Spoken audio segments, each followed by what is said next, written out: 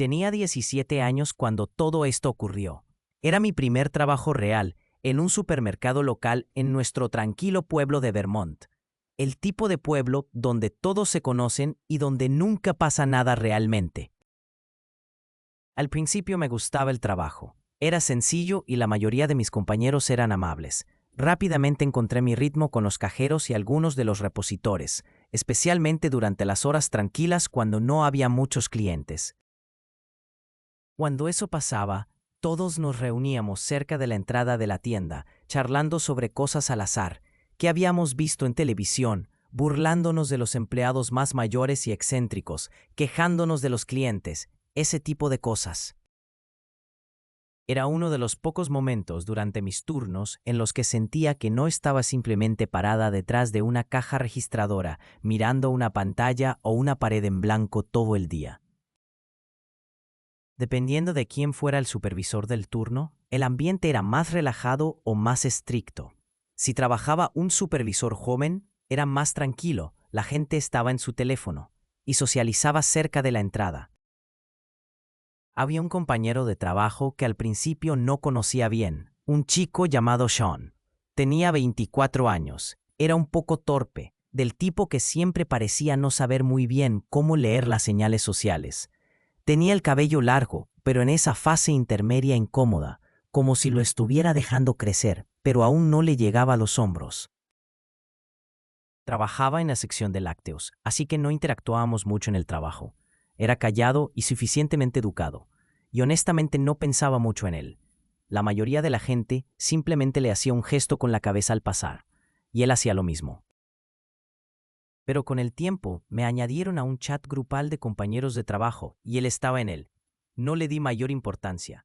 Era solo un chat para cosas del trabajo y bromas tontas, y parecía que la mayoría de los empleados más jóvenes estaban ahí. Pero entonces Sean empezó a escribirme directamente. Al principio era inofensivo. Preguntaba sobre mis turnos, si iba a cubrir ciertos días, ese tipo de cosas. Pero en las siguientes semanas quedó claro que intentaba acercarse más. Empezó a hacer preguntas sobre mi vida personal, qué música me gustaba, qué hacía después del trabajo, incluso pequeñeces como qué había hecho el fin de semana. De nuevo, al principio no le di importancia. La gente hace conversación, ¿verdad? Pero el tono era raro. A veces me llamaba linda de maneras que me incomodaban. A veces hacía chistes levemente coquetos.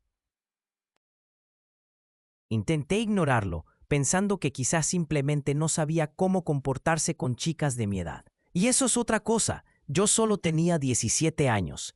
Él era considerablemente mayor que yo, y no creo que nadie más supiera que me estaba coqueteando de esa manera. No tardó mucho en que el comportamiento se volviera algo molesto. Comentaba cosas que publicaba en línea y a veces los mensajes llegaban tarde en la noche. No amenazantes, realmente, pero había una persistencia en él que me ponía nerviosa. No sabía cómo decirle que se alejara sin crear una situación incómoda en el trabajo, así que en su mayoría lo ignoraba. No ensucies donde comes, siempre escucho que dicen. Un día estaba en casa viendo Stranger Things, mi serie favorita hasta el día de hoy. Me había puesto al día con la última temporada, viendo episodios en mi habitación, completamente absorta en la historia. Un par de días después en el trabajo, todos estábamos reunidos en la entrada de la tienda charlando sobre series de televisión. Yo estaba hablando con algunos de los cajeros sobre alguna serie al azar cuando Sean de repente me preguntó, ¿te gusta Stranger Things, verdad? Me quedé helada. No recordaba haberle contado a nadie en el trabajo sobre mi serie. Solo asentí, intentando ignorarlo, pero me dejó una sensación fría en el estómago. ¿Cómo lo sabía? No dije nada. Sí hice contacto visual por un momento.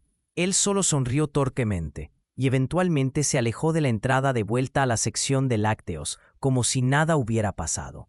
Pero yo no podía sacudir la sensación de que me había estado observando más de lo que me había dado cuenta.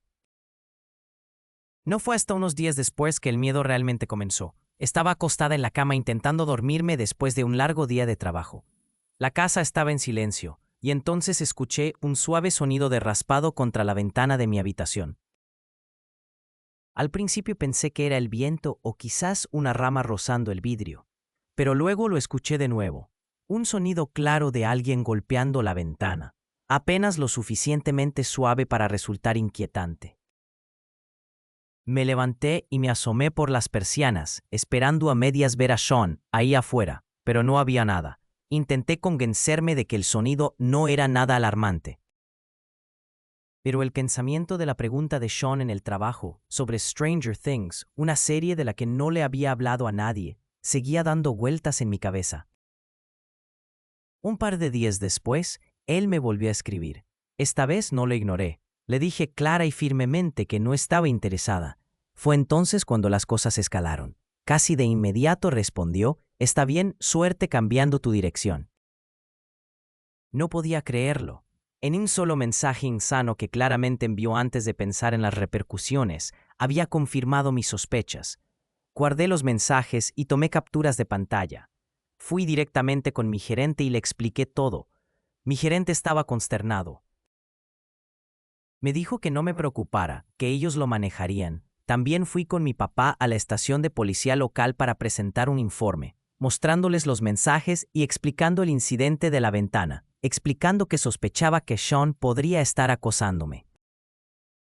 Al día siguiente, en el trabajo, llamaron a Sean para hablar con el jefe. No volvió.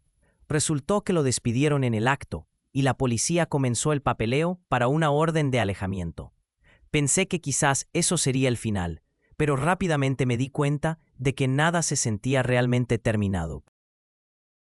Incluso con la orden de alejamiento vigente, si él realmente era una persona perturbada, ¿qué iba a hacer un papel para evitar que volviera a la casa e hiciera algo terrible? Revisaba las cerraduras obsesivamente. Me negaba a contestar llamadas o mensajes de números desconocidos y evitaba hablar de mis rutinas con cualquiera excepto mi familia. Las semanas pasaban así. Me despertaba de noche convencida de haber escuchado algo afuera. Tenía que recordarme constantemente que la orden de alejamiento era legalmente vinculante, que no podía acercarse a mí. Pero el miedo era real. Eventualmente, a medida que las semanas se convirtieron en meses, la paranoia empezó a desvanecerse. No hubo incidentes, ni intentos de contactarme, ni apariciones repentinas.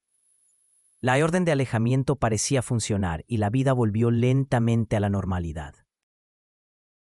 Me fui sintiendo más cómoda al salir sola, dejé de revisar mi ventana obsesivamente antes de dormir y eventualmente dejé de pensar en Sean por completo, aunque me llevó mucho tiempo volver a sentirme completamente segura. Incluso después de superar todo, la experiencia dejó una marca. Me volví muy consciente de mi entorno, cautelosa con las personas nuevas que conocía, especialmente en situaciones donde me sentía aislada.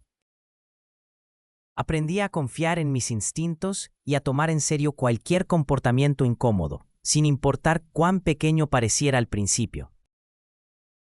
Mirando hacia atrás, lo que más me asusta no es que Sean pudiera haberme hecho daño físicamente, es qué tan rápido alguien que parece normal, incluso torpe o inofensivo, puede convertirse en una fuente de miedo. Puede comenzar con interacciones pequeñas y aparentemente inocentes, mensajes, preguntas, pequeños comentarios, y escalar hasta algo mucho más serio.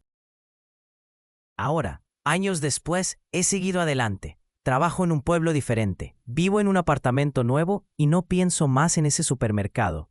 No hablo con ni un solo compañero de trabajo de ese empleo. Pero el recuerdo de esas noches acostada en la cama, convencida de que alguien estaba afuera de mi ventana, eso no desaparece del todo. Es un recordatorio de qué tan rápido la vida puede sentirse insegura, incluso en un pueblo pequeño y tranquilo donde nada parece ocurrir. Y aunque Sean nunca llegó a hacer nada físicamente, el impacto psicológico fue suficiente para hacerme cuestionar qué tan segura estuve realmente. Así que si alguna vez en el trabajo notas que un compañero está cruzando un límite, aunque sea sutilmente, tómalo en serio. No lo descartes como torpeza o coqueteo inofensivo.